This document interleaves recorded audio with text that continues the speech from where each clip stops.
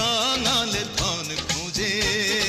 বাংলাদেশের বিনোদন অঙ্গনের উজ্জ্বল নক্ষত্র প্রয়াত অভিনেতা হুমায়ুন ফরিদী, যিনি মঞ্চ থেকে চলচ্চিত্র অভিনয়ের সর্বস্তরে দাপটের সঙ্গে রাজত্ব করেছেন। বৃহস্পতিবার 29 মে এই কিংবদন্তি অভিনেতার 73তম জন্মদিন।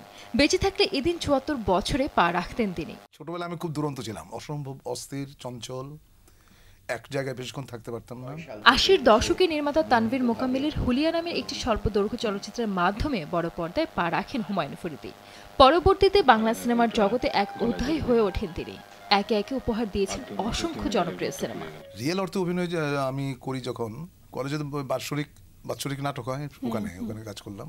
1952 সালের 29 মে ঢাকার নারিন্দায় জন্ম হুমায়ুন ফরিদীর। ইউনাইটেড ইসলামিয়া গভর্নমেন্ট হাই স্কুলের ছাত্র ছিলেন তিনি। মাধ্যমিক স্তর উত্তীর্ণের পর চাঁদপুর সরকারি কলেজে পড়াশোনা করেন। জাহাঙ্গীরনগর বিশ্ববিদ্যালয়ে অর্থনীতি বিষয়ে স্নাতকোত্তর ডিগ্রি লাভ করেন। আর ঘরের মানুষে চিনতে না পারলে এমনই হয়। ভালো তো লাগছে, তবে কাপড় একটু কম পরে ফেলাইছে। বিশ্ববিদ্যালয়ে পড়ার সময় অভিনয় প্রতিভার বিকাশ হয় তার। এই সময় বিশিষ্ট নাট্যকার সেলিম আলদিনের কাছ থেকে নাট্যতত্ত্বে দীক্ষা নেন তিনি।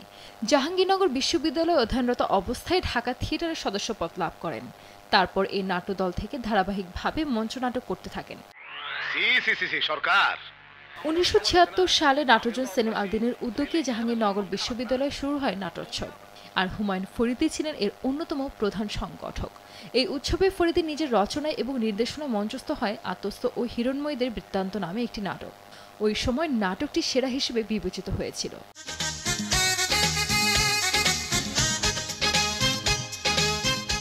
হুমায়ুন ফরিদীর অন্যতম জনপ্রিয় সব চলচ্চিত্রের তালিকায় রয়েছে আনন্দ অশ্রু, ভণ্ড, ঘাতক, ব্যাচেলর, জয়যাত্রা, শ্যামল ছায়া, টাকার অহংকার, অধিকার চায়, দুর্জয় ও শাসনের মতো সব সিনেমা।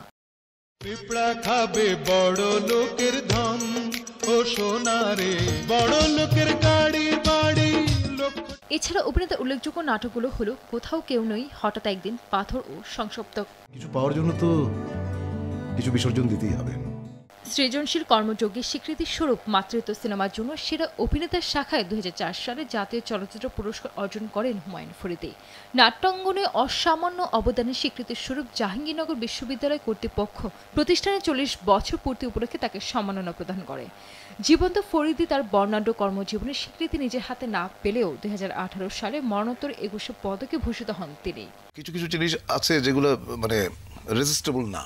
2012 সালে 13 ফেব্রুয়ারি সবাইকে কাঁদিয়ে না ফেরার দেশে পাড়ি জমান হুমায়ুন ফরিদী। মৃত্যুর সময় তার বয়স হয়েছিল 60 বছর।